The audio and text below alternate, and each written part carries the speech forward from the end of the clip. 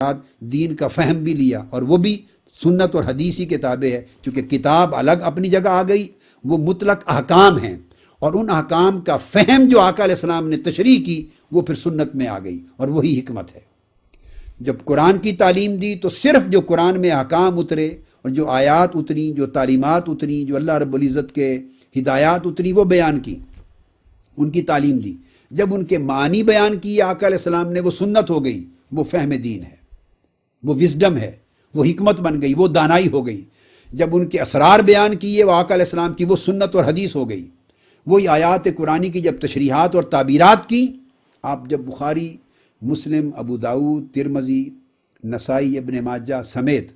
کوئی بھی حدیث کی کتاب جب اٹھاتے ہیں تو آپ کو ہر کتاب حدیث میں ایک کتاب ملتی ہے۔ کتاب کہتے ہیں حدیث کی کتب میں بڑے چیپٹر کو، اور اس کے اندر پھر چیپٹرز ہوتے ہیں، یعنی ایک ایک کتاب کئی کتابوں کا مجموعہ ہوتی ہے، یعنی ایک حصے کو، جز کو کتاب کہا جاتا ہے۔ تو ہر کتاب حدیث میں آپ کو کتاب التفسیر ملے گی، اور وہ کتاب التفسیر وہ ہوتی ہے صحیح بخاری سے لے کر ابن ماجہ تک، اور دیگر جملہ کتب حدیث، مصنف عبدالرزاق کو اٹھا لیں آپ، مصنف ابن ابی شیبہ کو اٹھا لیں آپ، اس طرح مسند ابو یعلا کو اٹھا لیں، اور سنن دارمی کو اٹھا لیں آپ، سنن دارقطنی کو اٹھا لیں آپ، بیہقی کو اٹھا لیں، طبرانی کو لے لیں، صحیح ابو عوانہ کو لے لیں، الغرض ابن حبان کو لیں، کوئی کتاب لے لیں حدیث کی، ایک پوری کتاب اس کے اندر تفسیر پر ہوتی ہے، الحم سے والناس تک۔ اس محدث اور امام حدیث کے پاس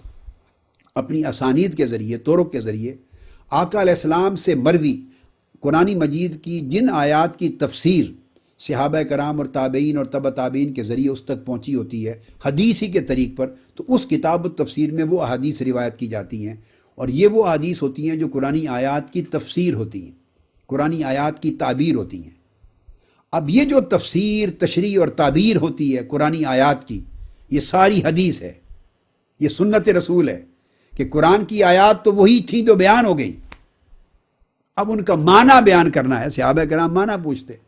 تو جب معنی آقا علیہ السلام نے بیان کیا، وہ اس قرآن کے لیے معنی جب بیان ہوا تو حدیث اور سنت ہو گئی۔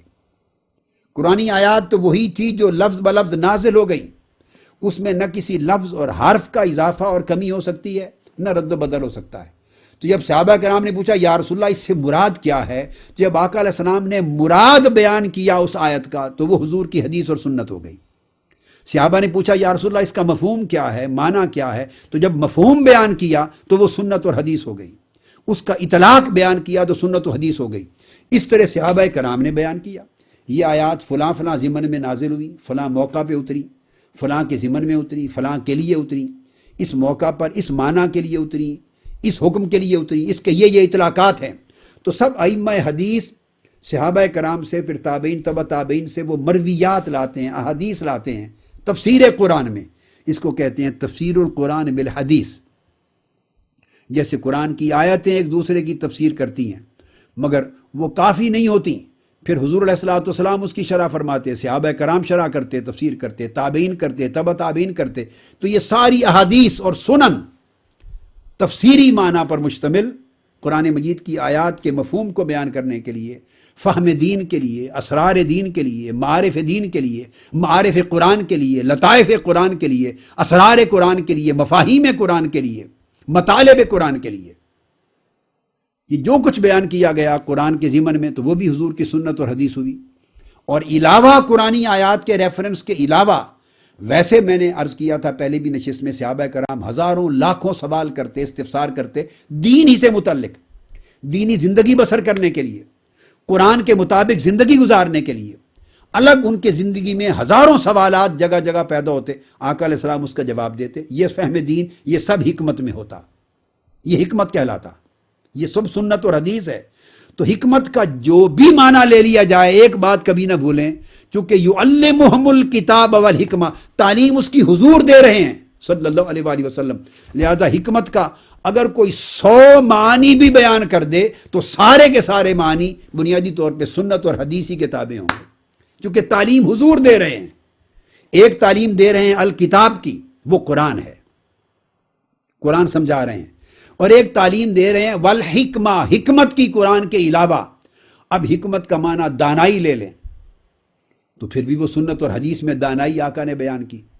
حکمت کا لانا بڑی اونچی دانش لے لیں، انٹلیکچوئل اس کی انٹرپریٹیشن لے لیں تو وہ بھی حدیث اور سنت ہی ہے. حکمت کا معنی عقل کی باتیں لے لیں تو وہ بھی حضور نے دی. یعلمہم الکتاب والحکمہ، کتاب کی تعلیم دیتے ہیں اور حکمت کی تعلیم دیتے ہیں. حکمت تعلیم چونکہ حکمت کی حضور نے دی ہے، اس حکمت کا اطلاق جس قسم کے بھی علم پر کر لیں، جس نوعیت کے فہم پر کر لیں، جس نوعیت کی معرفت پر کر لیں، جس نوعیت کے نالج پر، ریزننگ پر، وزڈم پر، جس پر بھی کر لیں، چونکہ تعلیم حضور نے دی ہے ادر دین قرآن، وہ سنت ہوگی، وہ حدیث ہوگی. تو چونکہ اس حدیث کی تعلیم اللہ نے حضور کو بھیجا دو تعلیموں کے لیے، آگے ایک پھر تیسری تعلیم اور بھی ذکر آئے گی، وہ بھی پھر سنت کے اور دائرہ وسیع ہو جائے گا. ایک تو قرآن کی تلاوت کے لیے، وہ تلاوت ہو گئی، ریسیٹیشن. پھر تعلیم کتاب کے لیے وہ قرآن کی تعلیم ہو گئی. اب جو لوگ یہ سمجھتے ہیں کہ صرف قرآن کافی ہے، تو قرآن نے تو قرآن کو کافی نہیں کہا. خود قرآن نے تو اپنے آپ کو کافی نہیں کہا. قرآن نے تو بعثت رسول کا ذکر کرتے ہوئے، دعائے ابراہیمی کا ذکر کرتے ہوئے، دعائے اسماعیل کا ذکر کرتے ہوئے، آقا علیہ السلام کے بطور رسول آخر الزمان آمد کا ذکر کرتے ہوئے اس مقام پر 4 بنیادی آپ کے اہداف، آپ کے مقاصد، آپ کی بنیادی رسالتی ذمہ داریاں، آپ کی بنیادی رسالتی فرائض، نبوت و رسالت کے بیان کی ہیں. بیسک 4، ان میں سے تو کسی ایک کا بھی انکار آپ نہیں کر سکتے. یہ تو بیسکس، فنڈامنٹلز ہیں. فرمایا کہ وہ ایک تو جو کتاب ہے باری تعالیٰ ان پر نازل ہوگی، وہ ان کی تلاوت کریں گے تاکہ انہیں پڑھنا آ جائے. تو آقا علیہ السلام نے تلاوت کی تو اس حضور کی تلاوت سے پھر قرآن کے حفاظ اور قاری بن گئے. اس تلاوت کے نتیجے میں 40 صحابہ قرآن کے قاری بن گئے. تو جب تلاوت کی تو قرآن پڑھنا سکھایا کہ کس طرح پڑھنا ہے قرآن، آیتوں کو کس طرح یاد کرنا ہے، سورتوں کو کس طرح یاد کرنا ہے، ان کی ترتیب کیسے بنانی ہے، ایک سورت کے بعد دوسری سورت، اس کے بعد کون سی سورت، پھر کون سی سورت، پھر آیتوں کے بعد کون سی آیت، یہ ترتیب کیسے بنانی ہے، پھر قرآن مجید کو اس ترتیب سے پڑھنا کیسے ہے، ختم قرآن کیسے. یہ ساری جو برانچز نکلی قراءت قرآن کی، تجوید قرآن کی، صحت مخارج قرآن کی، تلفظ قرآن کی صحت کی اور قراءت کی اور حفظ کی، یہ سب کچھ یتلو علیہم آیاتک،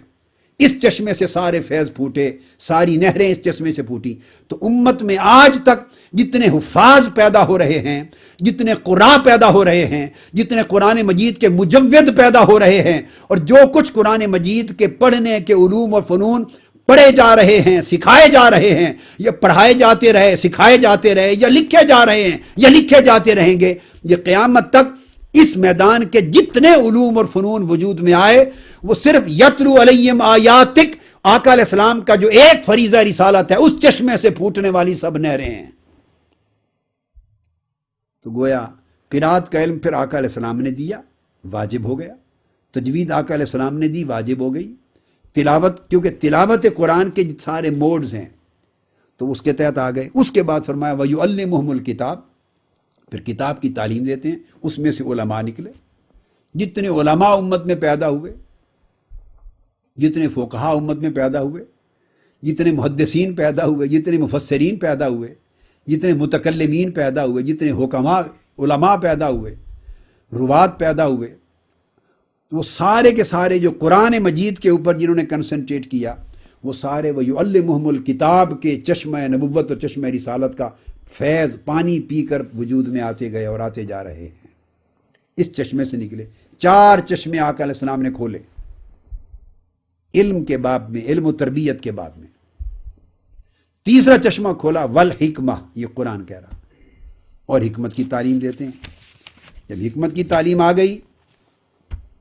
تو اس میں حضور علیہ السلام کی سنت اور حدیث آ گئی، اور حدیث اور سنت کے ذریعے جو کچھ آقا علیہ السلام نے عطا فرمایا، اور جو کچھ آقا علیہ السلام نے سکھایا، اور جو کچھ آقا علیہ السلام نے امت کو بتایا، وہ سارے علوم، وہ سارے فنون، خواہ ان کا تعلق کسی بھی شعبہ حیات سے تھا، وہ عقلی چیزیں تھیں، وہ نقلی چیزیں تھیں، وہ فہم و ادراک کی تھیں، وہ فلسفہ، اس سے فلسفے وجود میں آئے، اس سے سائنس وجود میں آئی، اس سے عقلی استنباط وجود میں آیا، استخراج وجود میں آیا، فقہی تبحر وجود میں آیا، اس سے فقہ وجود میں آئی، اصول الفقہ وجود میں آئے، اس سے استخراج احکام کے علوم نکلے، اصول الفقہ نکلی، الغرض جو کچھ پھر حکمت کے ذریعے آ کر